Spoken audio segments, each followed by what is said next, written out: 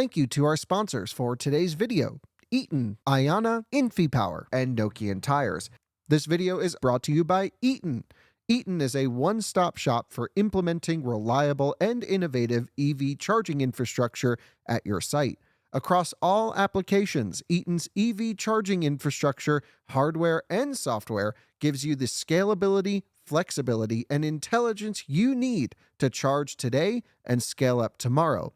Learn more at eaton.com/EVCI. This video is also brought to you by Ionna, North America's premier charging network. With unmatched commitment to elevating the customer experience, Ionna is opening America's roads to all EVs, giving drivers the coverage they need, the reliability they deserve, and the amenities they crave. And Nokian Tyres, a leader in safety and sustainability. The latest generations of Nokian Tyres products come with the Electric Fit emblem that certifies they're a seamless fit for electric vehicles. And most of those all-season and all-weather tires come from Nokian Tyres' award-winning factory in the United States. Learn more at nokiantyres.com/EV. Hello and welcome to another Out of Spec Reviews video. You join me at a BP Pulse electric car charging station, and believe it or not, this will be my first ever time using the BP Pulse network. We have done many videos with this network, covering it on our Out of Spec Bits channel, and I believe here on the Reviews channel with our colleagues Isaiah, Tom, and Walter. They have all done a bunch of BP Pulse stuff. And Walter really does cover our DC fast charging infrastructure series on the Out of Spec Bits channel. It's a fantastic one. Highly recommend checking it out. So I've been familiar with the rollout of these BP Pulse stations, but in this episode, you're going to join me for my first time plugging in. We're going to see how that works, what the station is like, and then also just kind of vaguely show you the build out of the BP Pulse charging network across the US. Because as far as I can tell, they have three main types of site designs, and this is sort of the middle tier. So join me as we charge at BP Pulse for the first time. I'd like to say a huge thank you to Climate Exchange for sponsoring this Out of Spec video. Guys, they're running their 10th annual EV raffle. Super excited to be partnering with them on this because the luxury EV raffle that they're running allows you the chance to win any electric car you choose up to $120,000. That means you could select a Rivian, a Mercedes electric, or a Porsche electric up to $120,000, and all taxes and fees are covered. There's also a second and third place opportunity in the luxury EV raffle, $12,500 or $7,500 for third place. So again, still great opportunities to earn some cash. And there's a second opportunity to win an electric car with their mini EV raffle going along at the same time. A little bit less expensive to enter and a little bit lower prize win. It's up to $45,000. But again, you can choose any electric car you want if you happen to win that particular one. And if you get your ticket in for the big boy luxury EV raffle by the end of October, by October 31st, you will automatically be entered into win an additional early bird drawing of $10,000. So many opportunities to win either some cash or some amazing electric cars, which of course are your choice. Absolutely love this. Love working with the guys over at Climate Exchange. If you're not familiar with them, they are working on state-level advocacy to support a greener planet. So you can feel good that your ticket goes to a great cause, even if you don't happen to win. All you need to do is head to carbonraffle.org/out-of-spec for your chance to win. You just got to buy a ticket or 50. It's up to you, and I'll leave all the links in the description below. Well, the first thing we should do is get charging because we are on a road trip, actually up to go see my parents in Connecticut, and this was on the way right off of I-95, sort of on that Maryland and Delaware border. And I don't actually know what state we're in, but we're between the two. I see half the cars in the parking lot have Maryland plates, the other half have Delaware plates. I think we're still in Maryland. Now, our 2026 Rivian R1S has a NACS port as standard, and so what's nice is, well, actually, I forgot my CCS adapter on this trip. I left it in another car, and everyone's like, adapters, no big deal. Well, we live in an adapter world, and if you're an unorganized person like me, leaving adapters in different places, it becomes a bit of a problem because there was a few sites I wanted to check out on this drive that were CCS only, and I don't have a CCS adapter with me. Thankfully, BP Pulse has installed CCS, but they're actually NACS handles. So immediately I'm like, okay, maybe what this was originally a CCS dispenser, all of them, and then they've installed NACS handles. Regardless, we have that here. Now, I do not have a specific BP Pulse app. I don't think I need a BP Pulse app, but let's take a look at the screen before we get into anything. Interestingly, they do have an app, and there's the link to it right there.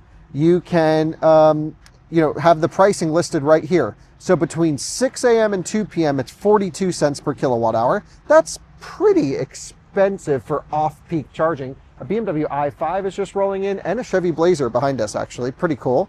Between 2 and 10 p.m., which is where we are right now, it's 48 cents.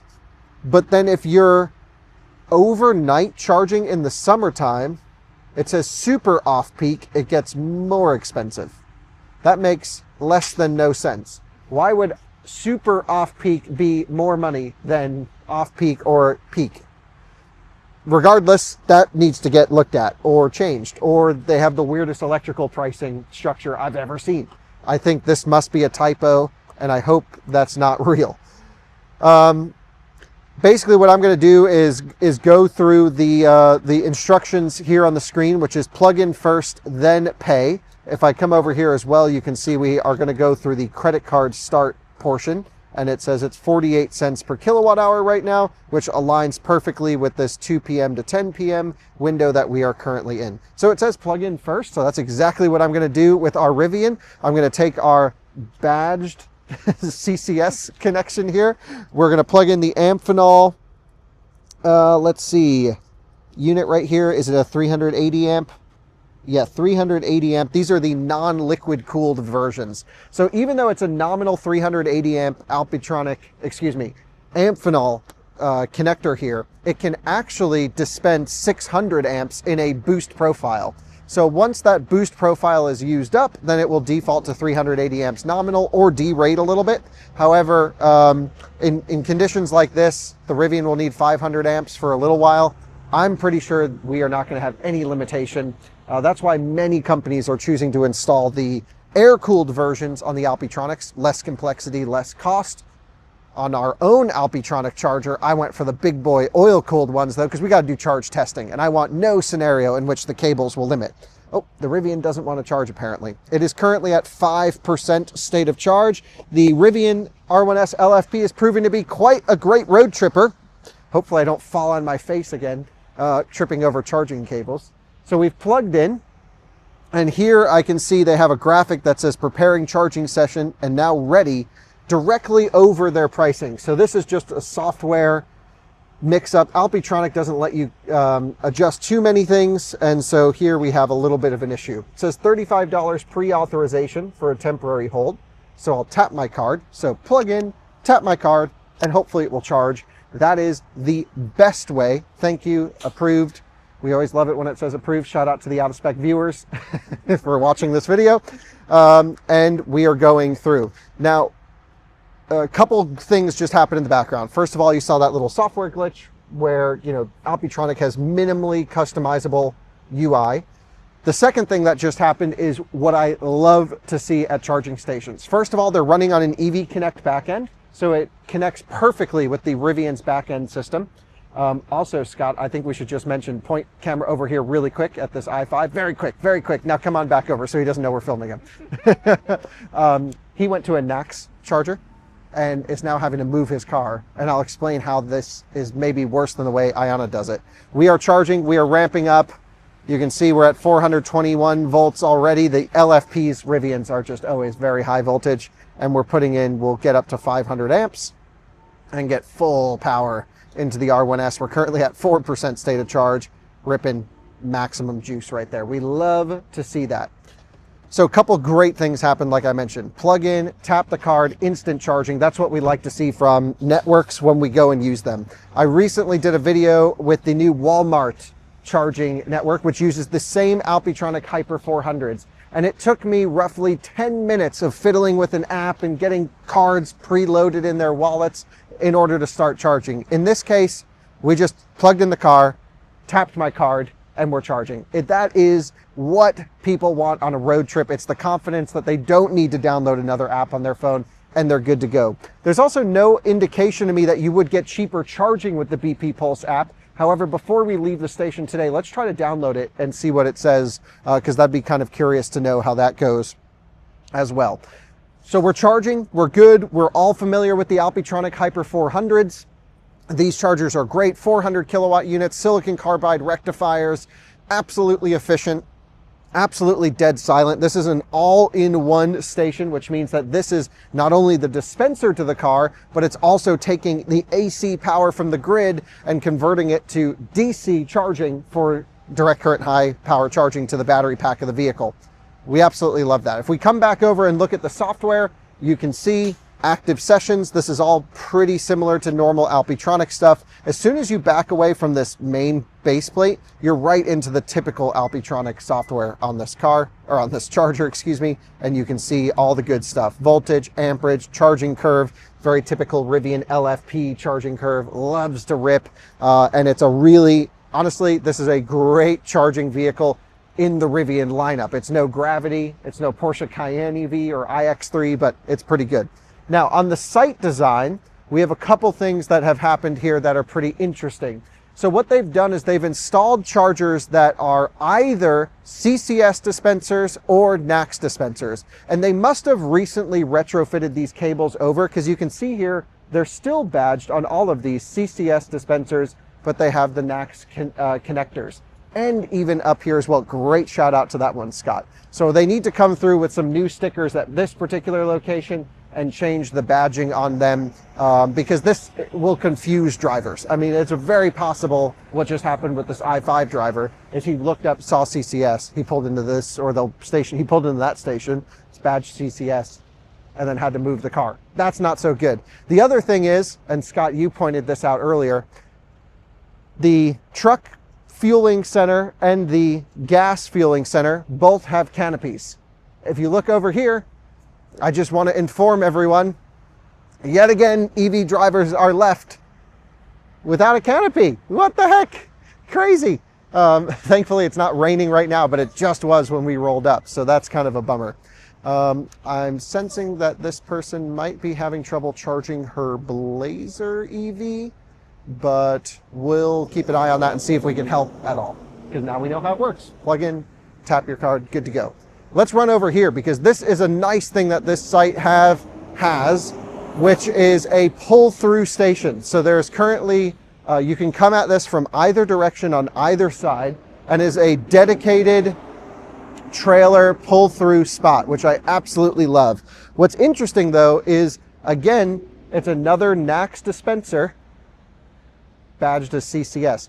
So here's what I don't love about this situation. If you're towing with a Rivian that's older than 2026, so most Rivians on the road, if you're towing with a Silverado EV, if you're towing with a Sierra EV, if you're towing with a Hummer EV, if you're towing with a F-150 Lightning, you have to use an adapter to use the pull-through. There's only one electric truck on the market, now two, which would be the new Rivians. I'm just thinking pickup trucks. SUVs can tow too, I know.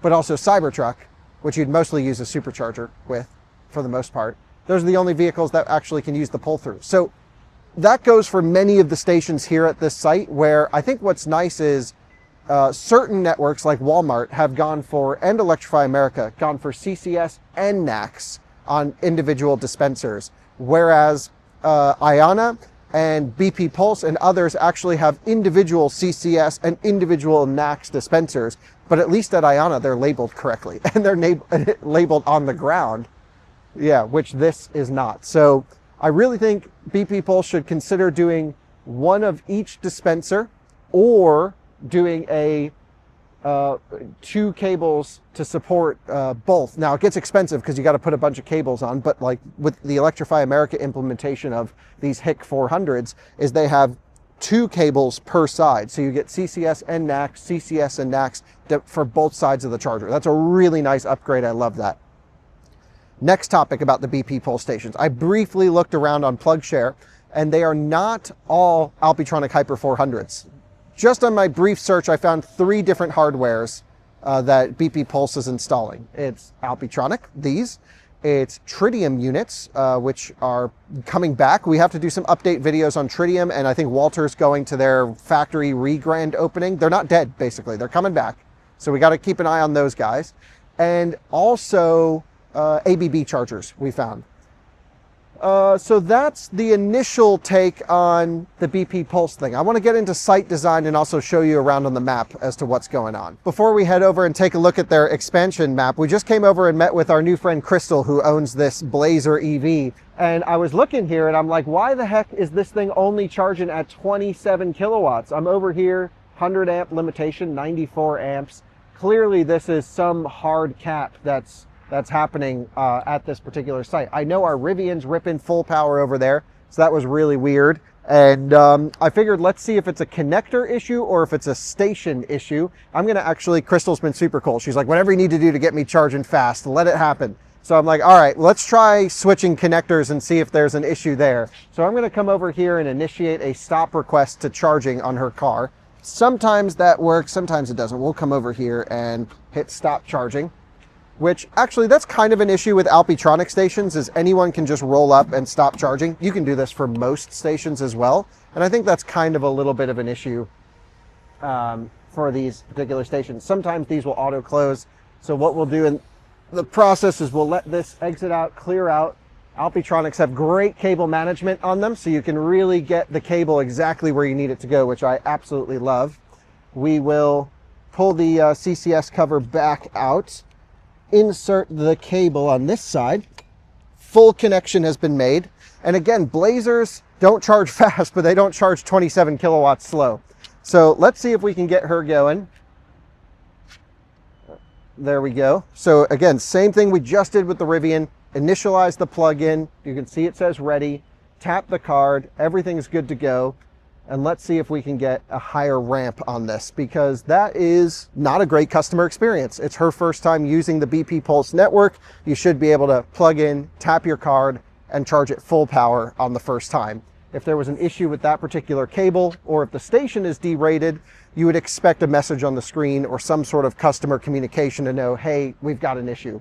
So the power matrix is switching up in the power modules at the top of this. Just heard the typical GM beep that things are going. And are we going to ramp higher? No, it doesn't look like it. 27 kilowatts. This is an exciting problem to have. Not for Crystal, of course, but it's interesting for us. We're going to actually move the car to the other CCS station. What's interesting about this site is I think they've gone too heavy on the NACS plugs versus the CCS plugs. And I've never seen a Blazer have this power limitation before. This thing should charge much faster. The car is currently off. The air conditioning is not on. That's the first thing you always ask a GM owner is, did you leave your air conditioning on? Crazy that it's 2025 and we have to deal with these issues.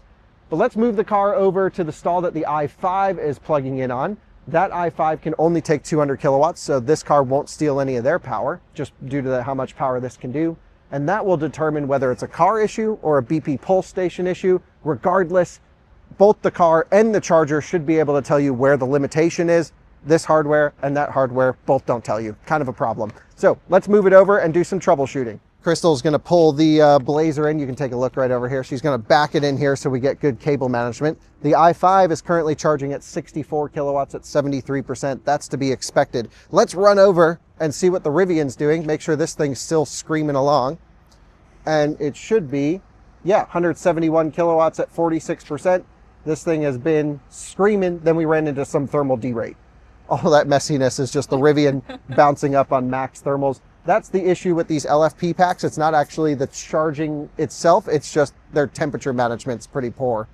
So Crystal's going to pull the Blazer in. We'll get it plugged in. All right, so we are going to put this cable management to use, pulling it all the way back out here. The i5 just finished charging up to about 80% state of charge. No issues on his session.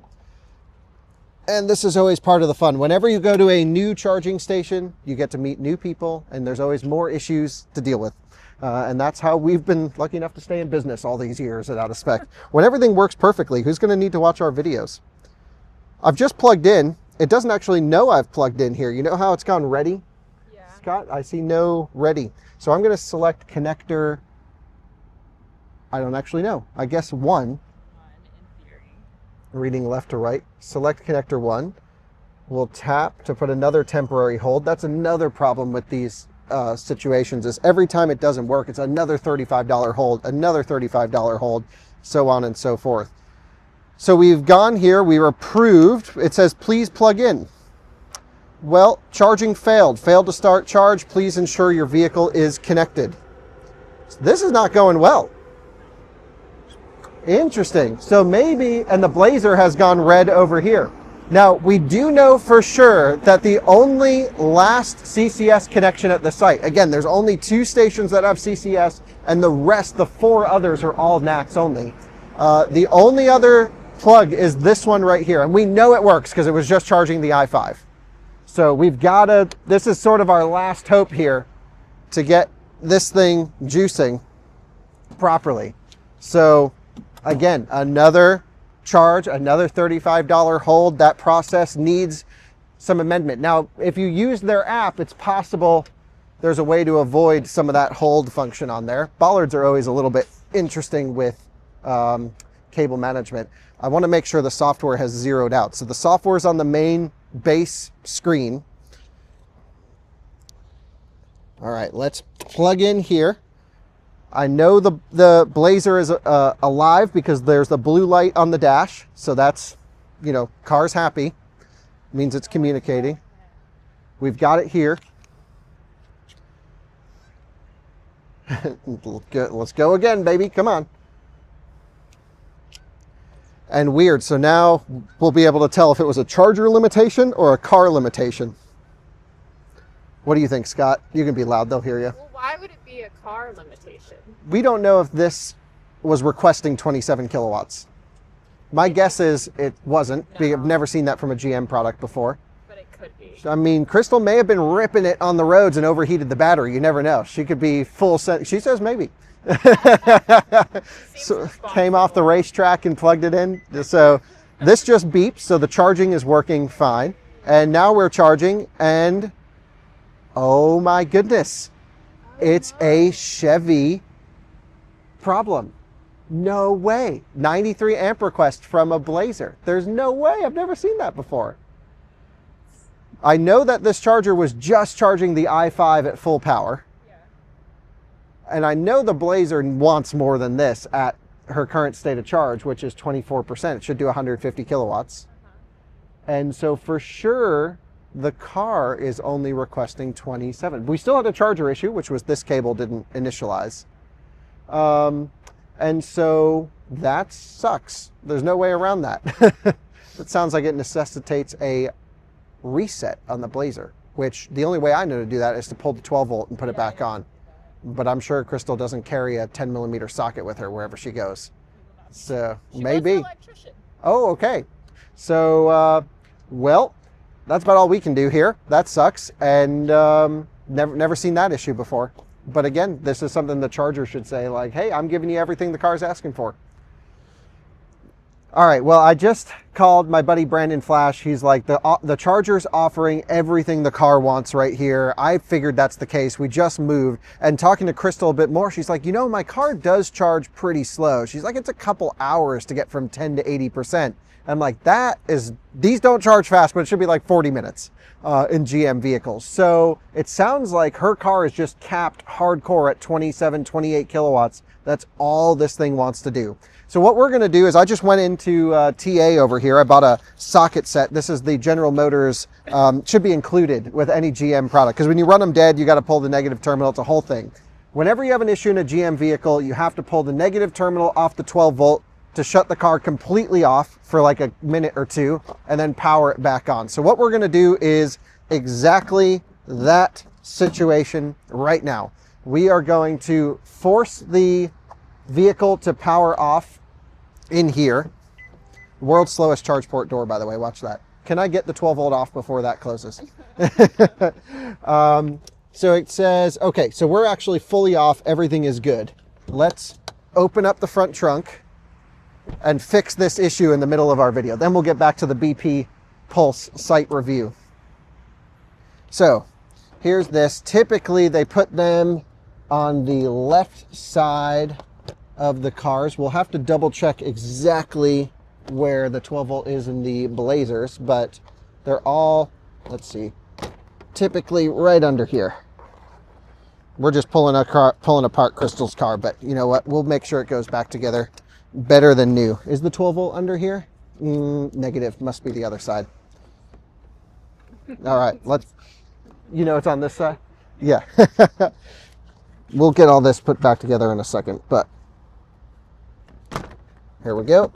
Just start ripping on GM stuff. Every single out-of-spec range test happens like this. And there it is. This is what happens when you get to charging stations with your electric car in 2025. You've got to get your battery out. Okay, so I can see the 12 volt action right under here. There we go. And we'll just wiggle her off. There we go. Now we'll give it a minute or so without this touching anything. We'll put, I'll just hold it here. Scott, if you can make sure the screens are off inside, that way we can confirm the DC to DC converter is off and the car genuinely has no power. Yep, screen won't come on. If you just touch the brake pedal, it'll double confirm that it's totally dead. Yeah, totally dead. Okay, good stuff. Totally dead. Nice. So we'll just give it, I don't know, probably even fine now, but we'll give it a little bit more time. I hope this fixes the issue. Me too. Poor Crystal. She's gone on road trips living with 27 kilowatt charging. Regularly. She goes up and down the East Coast and charges for 2 hours. Yeah. That is, and she's like, she brought it to the dealer and she's like, I think something's wrong. And they're like, oh, you should be fine. That ain't right. All right, well, just got the 12 volt reconnected. We'll get everything buttoned up here in a second, but I want to make sure that we get charging. I'm really hoping this reset the car and it should be good to go, because that's no way to live your life. We like fast charging on out of spec, not 27 kilowatt slow charging.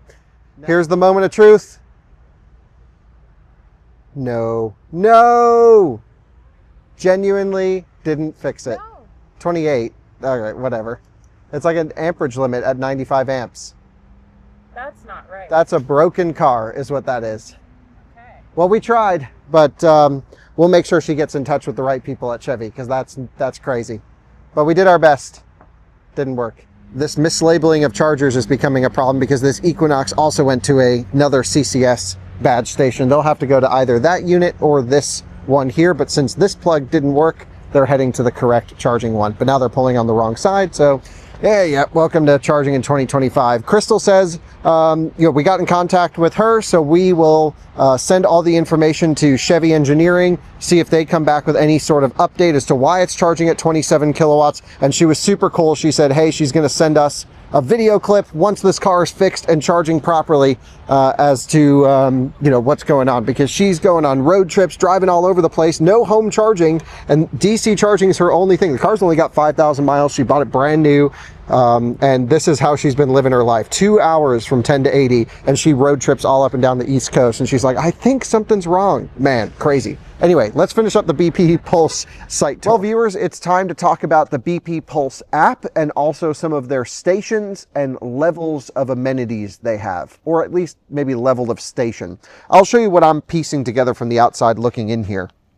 This is the BP Pulse app right there. I downloaded it and I created an account. Now this looks identical to the EV Connect app, just with a BP Pulse logo on it. So I'm pretty sure it's a white labeled EV Connect app specifically for BP Pulse. I don't think there's any major benefit to using the BP Pulse app. There's no like app discount or something like that. And I think that's great, because you should not be forced into an app to charge. And especially if the rates are the same, that's even better. If I come over here to charge, you can enter the station ID, or I can pull up the map. You can see the one we were at in this video was somewhere around this area. I think it was that station right there. There's some up in New York. It's just not the best app. You can see I'm trying to scroll and it constantly reloads, and it's just annoying. I'm not a huge EV Connect user interface guy.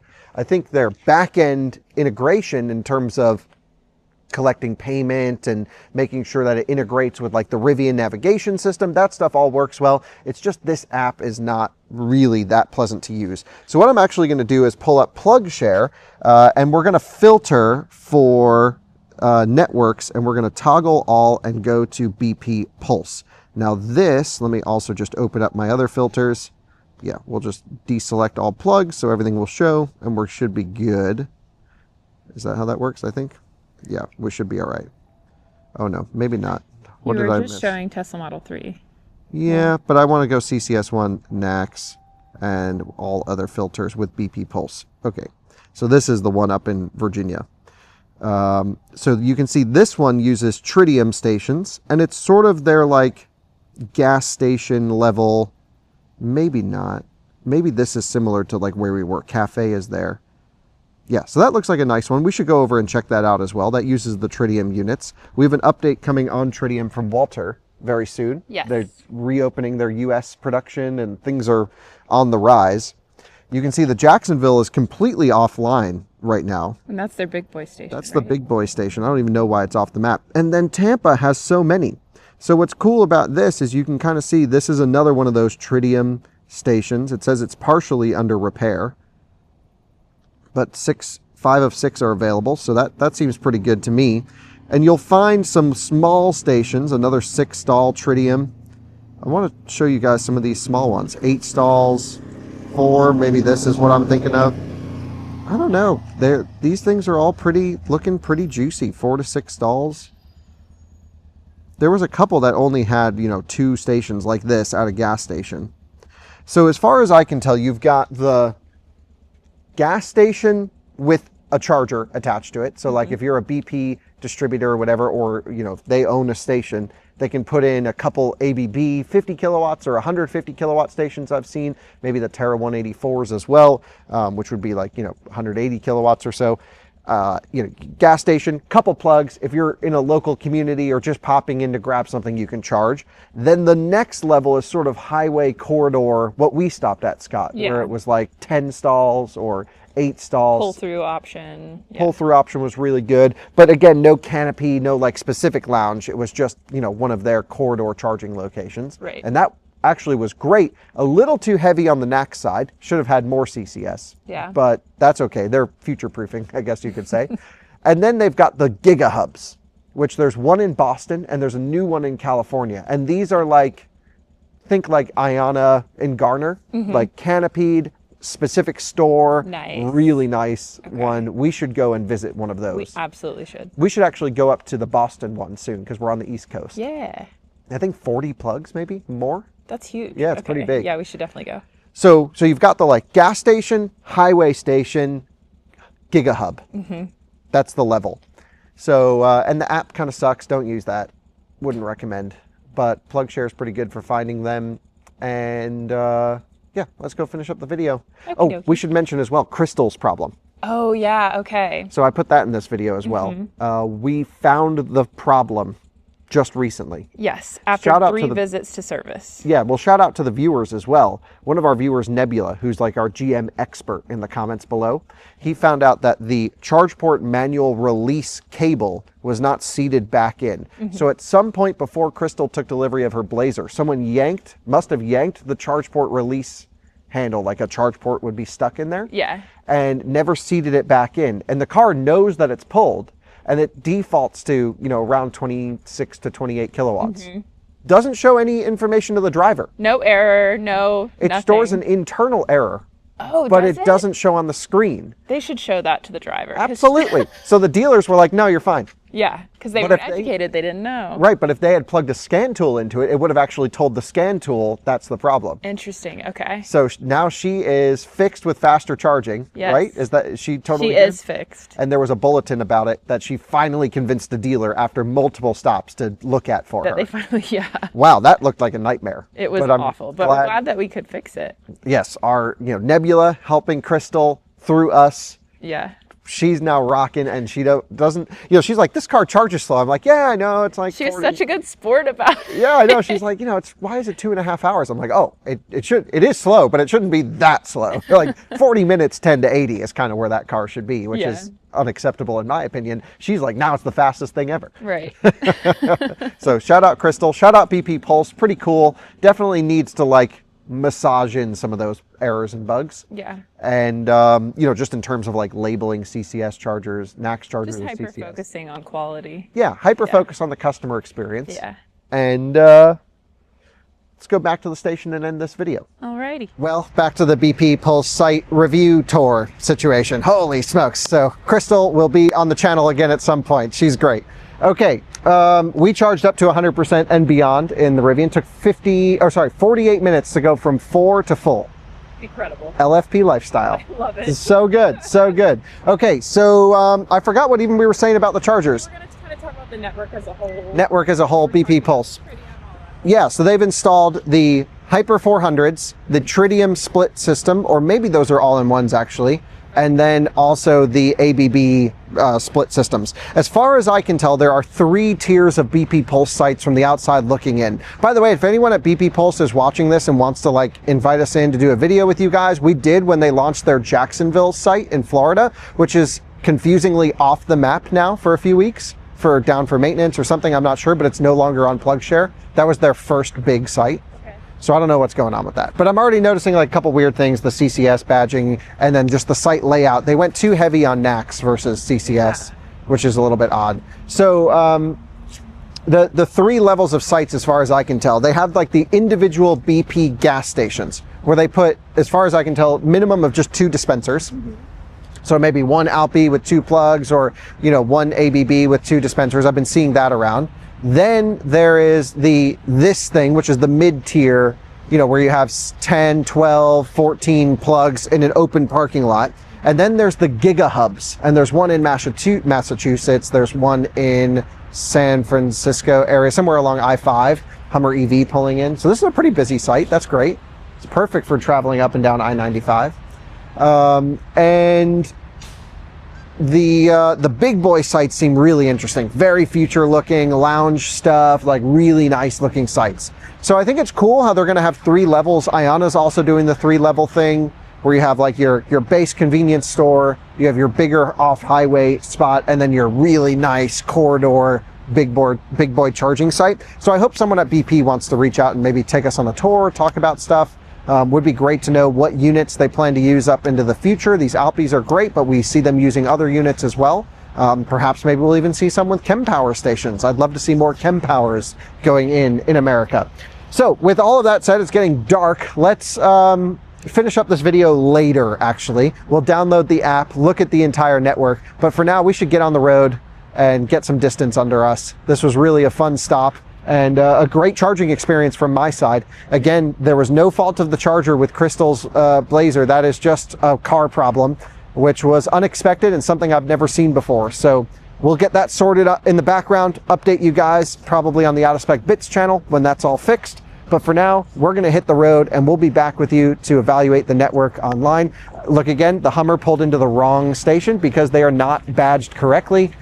They pulled into a CCS badge station. This is like the 4th time we've seen this, and we've only been here for an hour. It's a real problem. They need to change the stickers yesterday. Thanks for watching this portion of the video. See you somewhere else.